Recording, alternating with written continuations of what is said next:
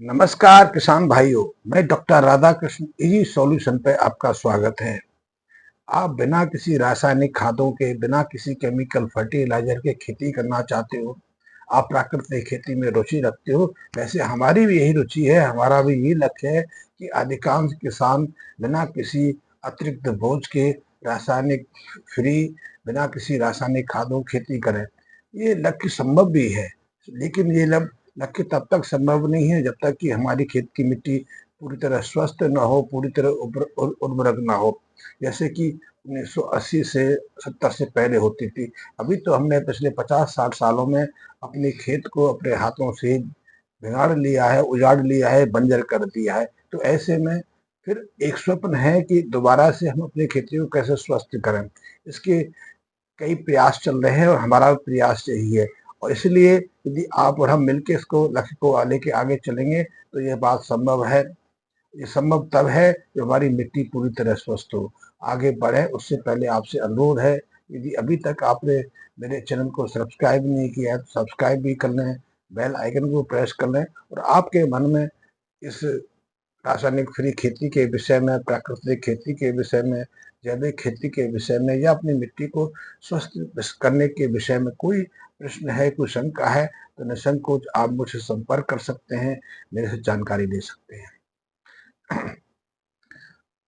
स्वस्थ मिट्टी की पहचान यही है कि मिट्टी में पर्याप्त ह्यूमस हो, पर्याप्त जीवांश हो, उसमें पर्याप्त संख्या में सूक्ष्म जीव भी हों, और साथ में जो केचुआ होते थे वो अच्छे से उसमें संवर्धन कर रहे हों, अच्छे से उसमें विस्तृत करते हों। क्योंकि केचुआ जो है मिट्टी को स्वस्थ करने में, मिट्टी को उपजाऊ बनाने में सबसे पहली प्राथमिक आवश्यकता है। इसके अलावा दूसरी आवश्यकता है कि हमारी मिट्टी में वो सूक्ष्म जीव भी हों जो मिट्टी को उपजाऊ बनाने में केंचुओं की मदद भी करते हैं, पोषक तत्वों की मात्रा को बढ़ाने में मदद करते हैं। पोषक तत्व जो हम देते हैं, चाहे वो रासायनिक खादों के रूप में हो, जैसा कि आजकल देखने में आया है, किसान निरंतर रासायनिक खादों की मात्रा बढ़ा रहे हैं, लेकिन अब उनकी उपज में निरंतर गिरावट आ रही है।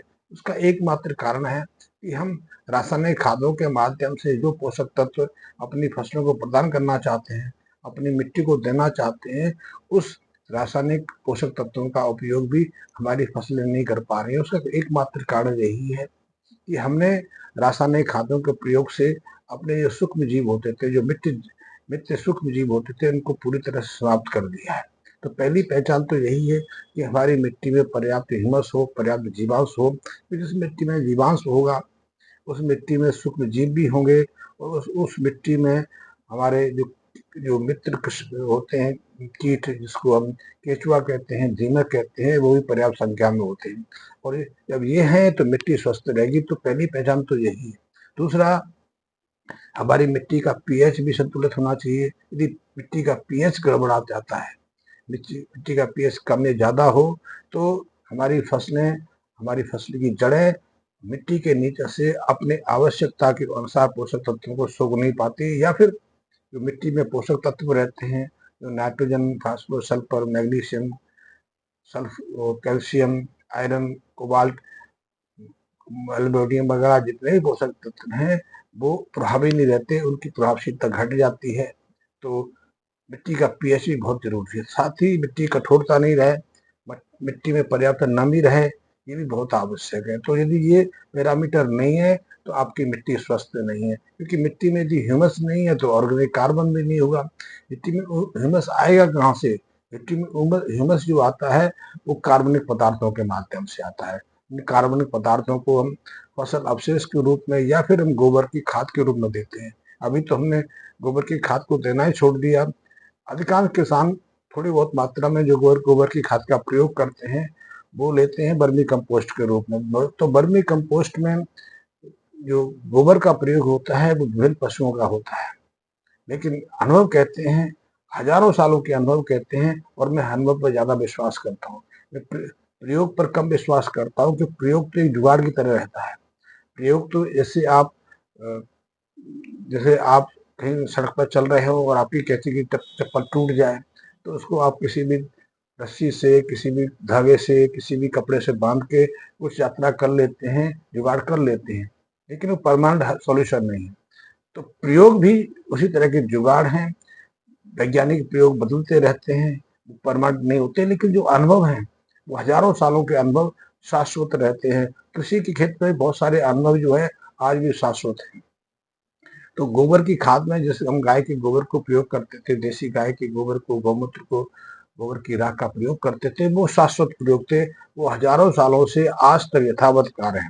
और आज भी यदि हम गोबर की अच्छे से गली सड़ी खाद का प्रयोग करें, गौमूत्र का प्रयोग करें, गोबर से तैयार राख का प्रयोग करें, तो मिट्टी का जो ह्यूमस भी पर्याप्त रहता है, उसमें ऑर्गेनिक कार्बन भी पर्याप्त रहता है, और गोबर की राख तो तमाम तरह के जो पोषक तत्व है उनकी प्रमुख स्रोत है। तो उसका प्रयोग करें तो हमारी मिट्टी की जो फर्टिलिटी है वो अपने सामान्य स्तर पर आ जाती है।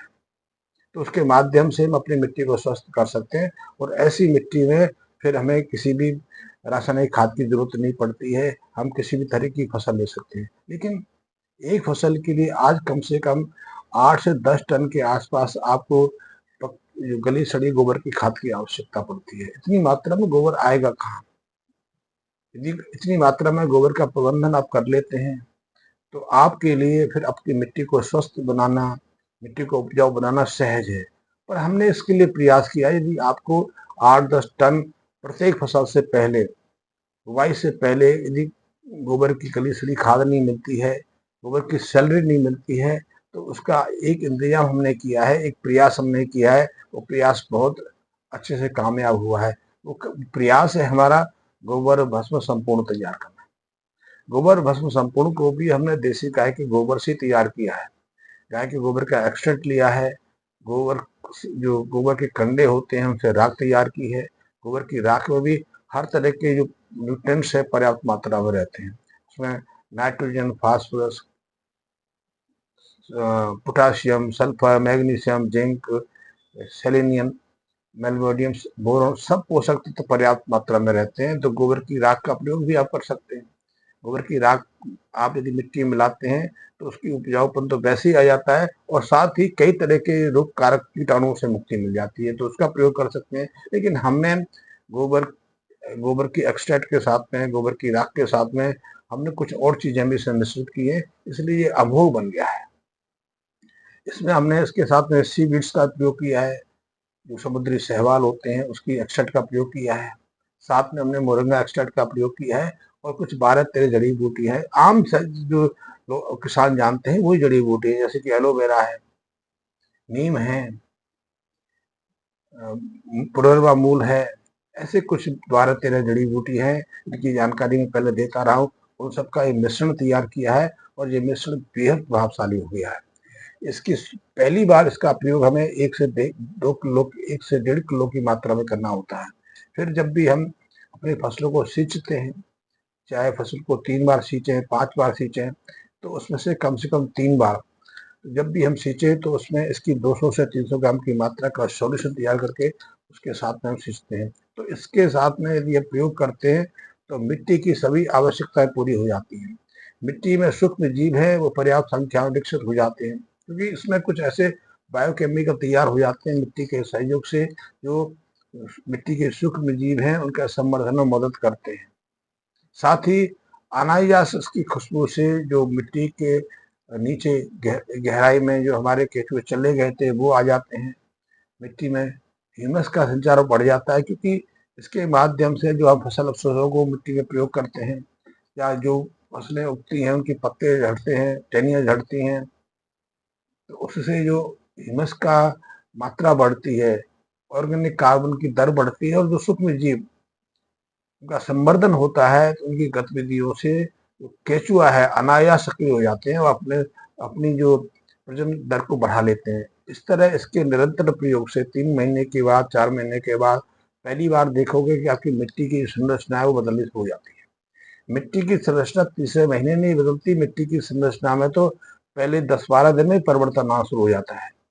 इतना ही नहीं, जब आप फसलों में 10-12 दिन पुरानी फसलों में इसका पहली बार प्रयोग करते हैं, चाहे वो एरीगेशन के रूप में हो, चाहे स्प्रे के रूप में हो, चाहे किसी और दूसरी तरह से हो, तो जो फसलें हैं अभी जो जिनकी ग्रोथ शुरू हुई है, उनकी ग्रोथ अनायास से बढ़ जाती है, उनकी हरियालीपन बढ़ जाता है, उनकी पत्तियों का विकास है, आकार है, वो बढ़ जाता है, पत्तियों की संख्या बढ़ने लगती है। और ऐसे में यदि आप उन छोटे नन्हे पौधों को उखाड़ कर देखेंगे तो उनकी जड़ें दूसरे पौधों की जड़ों के कंपेरिजन ज्यादा लंबी दिखाई देंगी, लंबी नहीं दिखाएंगी देंगी, उसमें जो ब्रांचेस हैं वो भी ज्यादा संख्या में होंगी। इसका अर्थ है कि जो जो जिस फसल में आप इस गोभस्म संपूर्ण का प्रयोग कर रहे हैं, उन मिट्टी में कुछ ऐसा बदलाव आया है, मिट्टी की जो जो उपजाऊपन है अनायास बढ़ गया है, जैसा कि पहले होता था। आज भी गहरे जंगलों में जाओगे तो सब ऐसा ही होता है, कोई भी बीज वहाँ गिरता है स्वयं अंकुरित हो जाता है, और मिट्टी के ऊपर अंकुरित होते होते उसकी जड़ी मिट्टी के माध्यम से धीरे धीरे अंदर चली जाती है, अधिकतर गहराई तक जाती है। कभी कभी तो ऊपर वृक्ष जो है, पेड़ जो है, आधा 1 फीट का दिखाई देता है, लेकिन उसकी जड़ें 1.5 से 2 फीट नीचे रहती है। ऐसे बहुत सारे आपने चमत्कार देखे होंगे। यही परिणाम आपको अपने खेत की मिट्टी में, आपकी अपनी फसलों में दिखाई देगा। जो भी फसल आप लेंगे, चाहे वो अनाज की हो, गेहूं की हो, चावल की हो, मटर की हो, जौ की हो, चने की हो, सरसों की हो, कॉटन की हो, गन्ने की हो, या फिर साग सब्जियां हो, या फिर फल हो, सबकी जड़ों का भी विकास देखोगे, और जड़ों के ऊपर का जो हिस्सा है उसमें तीव्र विकास देखोगे। उसमें पत्तियों का विकास ही बढ़ेगा, पत्तियों की संख्या भी बढ़ेंगी, पत्तियों का आकार भी बढ़ेगा। और जब पत्तियों की संख्या बढ़ती है, आकार बढ़ता है, तो निश्चित रूप है कि आपका पौधा अब अधिक मात्रा में फोटोसिंथेसिस क्रिया का क्रियान्वित कर रहा है। फोटोसिंथेसिस क्रिया का अर्थ है अपना भोजन निर्मित कर रहा है। अपना भोजन निर्मित नहीं कर, अपने को स्वस्थ कर रहा है, अपने आकार में वृद्धि कर रहा है। फिर अनायास आप देखेंगे कि ग्रोथ के साथ में उस पौधे की शाखा भी ज्यादा शुरू हो जाती है, उसमें ज्यादा ब्रांचेस निकलनी शुरू हो जाती है, टहनियां ज्यादा आ जाती है। साथ ही आप देखोगे कि अंकुरण की दर भी ऐसे खेत में ज्यादा रहती है। समान खेतों में यदि अंकुरण की दर 80% है, तो आपको अपने खेत में इस गोबर भस्म संपूर्ण के प्रयोग के साथ में वही अंकुरण की दर 95 से 98% तक दिखाई दे देगी। यानी कि जितने बीज आप डालेंगे वो बीज मैक्सिमम संख्या में अंकुरित होंगे, फिर वो बीमार नहीं पड़ेंगे, उनकी ग्रोथ नहीं रुकेगी। अब बात आई कि समय के अनुसार ग्रोथ ही नहीं बढ़ती है, समय के अनुसार उनकी शाखाएं बढ़ती हैं, कलियां भी बढ़ जाती हैं उनकी।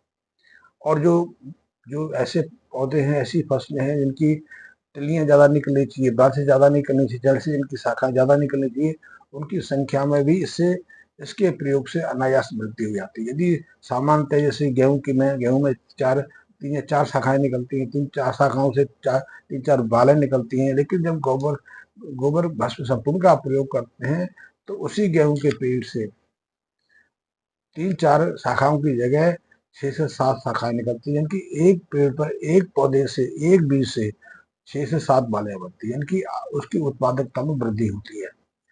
अब बात रही इसका और क्या प्रयोग है। इसका प्रयोग है कि जो बीज होंगे, जो फल बनेंगे, जो बालियां बनेंगी, उनमें बीज की संख्या भी ज्यादा होगी, उनमें बीज का आकार भी बड़ा होगा, उसका वजन भी ज्यादा होगा, स्वास्थ्य भी ज्यादा होगा। और जब उसका स्वाद आप देखेंगे तो स्वाद भी देख में आप विस्मित हो जाएंगे कि जैसा स्वाद आप 20-25 साल पहले अपने खाद्यान्न में देखते थे, अपने साग सब्जियों में देखते थे, फलों में देखते थे, मटर में, गन्ने में देखते थे, वैसा स्वाद फिर आपको दिखाई देगा। अन्यथा आज तो स्वाद ही भोजन हम कर रहे हैं, ना गेहूं में स्वाद है, ना मटर में स्वाद है, ना चने में स्वाद है, ना भिंडी में स्वाद है, ना लौकी में स्वाद है, ना किसी फल में वो स्वाद है।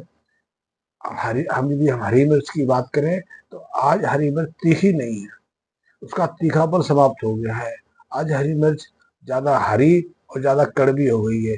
जैसे समझ लो आपने इनका पत्ता सेवन कर लिया हो, तो उसमें भी परिवर्तन होगा। तो आप इस एक अकेले गोबर को संपूर्ण से आप रासायनिक खाद फ्री का आनंद ले सकते हैं। यानी कि आप जितना रासायनिक खादों का प्रयोग करते थे, उसकी मात्रा को इसके माध्यम से 2 से 3 साल में पूरी तरह घटा सकते हैं, लेकिन उत्पादकता में रत्ती भर की गिरावट नहीं आएगी, बल्कि उत्पादकता प्रत्येक फसल के बाद 20 से 30% की दर से बढ़ती चली जाएगी। यानी कि आप जब निरंतर वस्तु संपूर्ण का प्रयोग आप 2 से 3 साल तक कर लेंगे, तो आपकी उत्पादकता भी डबल हो जाएगी, रासायनिक खादों से मुक्ति मिल जाएगी, यहाँ तक कि आपकी फसलें रोग मुक्त भी हो जाएंगी, मिट्टी की संरचना में बदलाव हो जाएगा। और ये बात मैं सिर्फ ये नहीं कह रहा कि आप सिर्फ देखें, मेरी बात पर यकीन करना है। मैं तो कहता हूँ कि जब आप इसका प्रयोग कर रहे हैं, उससे पहले आप मिट्टी की जाँच कराएँ, मिट्टी को किसी लैब में भेज दें, सरकार फ्री भी आज को जाँच करती है, वहाँ से जाँच करा लें। और फिर जब इसका प्रयोग शुरू कर दें 3 महीने के बाद, फिर अपनी फसल लेने के बाद वहाँ से 5 जो सैंपल दोबारा लें और उनको दोबारा भेजें, उनकी जाँच को कंपेरिज़न करें, तुलनात्मक देखें कि अब इसके बाद क्या परिवर्तन है। परिणाम क्या मिला वो एक अलग बात है। मैं इस रासायनिक विश्लेषण की बात कर रहा हूँ। तो आपको अपनी मिट्टी में इसके 3 महीने प्रयोग के बाद अब अविश्वसनीय बदलाव नज़र आएगा। आपकी मिट्टी की पीएच बदल जाएगी, मिट्टी का ऑर्गेनिक कार्बन संरचना में बदलाव आ जाएगा। Nitrogen, phosphorus, potassium, calcium, sulphur, इन सब की मात्रा में आपको पहले की तुलना में कम से कम 15 से 20% का बदलाव नजर आएगा, वृद्धि नजर आएगी। यानी मिट्टी आपकी स्वस्थ हो रही है। इतना ही नहीं, आप अपनी मिट्टी में मौसम के अनुसार सर्दियों में, शीत ऋतु में या गर्म ऋतु में, जून जुलाई में जब उच्च तापमान रहता है तब नहीं, लेकिन सामान्य यदि सौम्य मौसम है तो आप केंचुओं को भी गतिविधि करते हैं। इसके माध्यम से केंचुए भी अनायास सक्रिय हो जाएंगे और वो केंचुओं के जो मल के ढेर होते हैं आपको जगह जगह अपने खेत में दिखाई देंगे। आप देखते हैं केंचुए के ढेर मिट्टी में कहीं भी या पर्याप्त ऑर्गेनिक कार्बन होता है, पर्याप्त ह्यूमस रहता है, वहाँ हजारों की संख्या में ढेर मलाई दिखते हैं। सुबह आप रात को जाते हो तो छोटा सा ढेर दिखाई देता है। सुबह जब अपने खेतों में आते हो, विजिट करते हो, तो आपको हजारों की संख्या में वहाँ छिद्र दिखाई देंगे। छिद्रों के आसपास छोटे छोटे जो केंचुए के मल के ढेर दिखाई देंगे। तो ये भी आपको दिखाई देगा और ये सब समानांतर चलने वाला है। जो लेबोरेटरिकल प्रयोग अलग हैं और जो वास्तविक प्रयोग है वो अलग है। और तीसरा प्रयोग जो आपकी फसल की ग्रोथ है, फसल का रंग है, फसल का स्वास्थ्य है, फसल की शाखाएं हैं और फसल का जो उत्पादन उत्पादन है, वो सब, वो भी 3 ढाई 3 महीने में आपके सामने आने वाला है। इन तीनों का परिवर्तन आपको इस एक अकेले गोबर धन संपूर्ण से दिखाई देगा। आपको इसके विषय में अधिक जानकारी लेनी है या इसका ट्रायल करना है, ट्रायल आप मेरे यहाँ से फ्री में मंगा के कर सकते हैं, लेकिन आपको मेरे यहाँ आना पड़ेगा, तब आप इसका फ्री सैंपल ले जा सकते हैं। और फ्री सैंपल से आप आधे एकड़ में, कम से कम आधे एकड़ की बात कर रहा हूँ मैं, किसी क्यारी गमले की बात नहीं कर रहा, आधे एकड़ में इसकी ट्रायल कर सकते हो। और जो भी आपका निष्कर्ष हो, जो भी आपके अनुभव हो, उसे मुझे भी सूचित करें और अपने मित्रों को सूचित करें। धन्यवाद मित्रों।